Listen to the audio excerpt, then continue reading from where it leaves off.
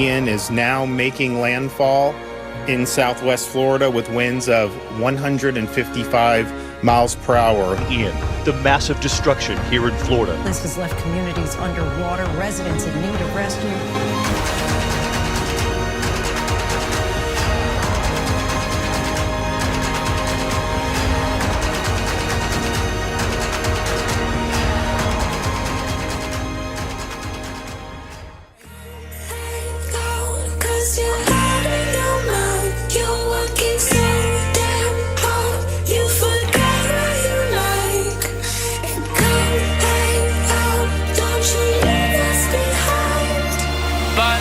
I'll be there next time. I'll be there next time.